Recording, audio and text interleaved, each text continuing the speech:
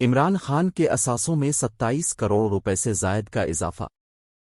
کاغذات نامزدگی میں موجودہ اثاثوں کی مالیت 31 کروڑ 59,50,000 روپے سے زائد بتائی گئی۔ عمران خان کے اثاثوں میں 27 کروڑ روپے سے زائد کا اضافہ۔ اسلام آباد، 30 دسمبر 2023۔ سابق وزیر اعظم پی ٹی آئی کے بانی عمران خان کے اثاثوں میں گزشتہ 5 برسوں کے دوران 27 کروڑ 72,55,000 روپے سے زائد کا اضافہ ہو گیا۔ میڈیا رپورٹس کے مطابق 2018 میں عمران خان کے اثاثوں کی مالیت 3 کروڑ 86,94,000 روپے تھی اور اس بار کاغذات نامزدگی میں اثاثوں کی مالیت 31 کروڑ 59,50,000 روپے سے زائد ہے۔ بانی چیئرمین پی ٹی آئی نے زمان پارک لاہور میں 7 کنال 8 مرلے کا گھر وراثت میں ظاہر کیا ہے۔ زمان پارک کے گھر کی تعمیر پر 4 کروڑ 86 لاکھ روپے سے زائد کا خرچہ ظاہر کیا گیا ہے۔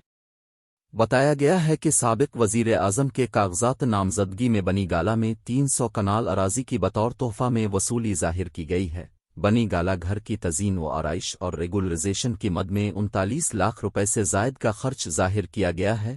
اسلام آباد کے علاقے مہرہ نور میں 50 لاکھ روپے مالیت سے زائد کی 6 کنال 16 مرلے اراضی ظاہر کی گئی ہے۔ اسلام آباد کے شاپنگ پلازا میں 12 کروڑ روپے سے زائد مالیت کی دکان بھی ظاہر کی گئی ہے۔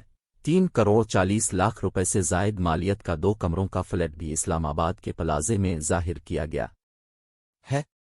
معلوم ہوا ہے کہ قائد پی ٹی آئی نے بکھر میں وراثت میں ملی 188 کنال اراضی بھی کاغذات میں ظاہر کی ہے، تاہم وہ کسی ایک بھی گاڑی کے مالک نہیں ہیں۔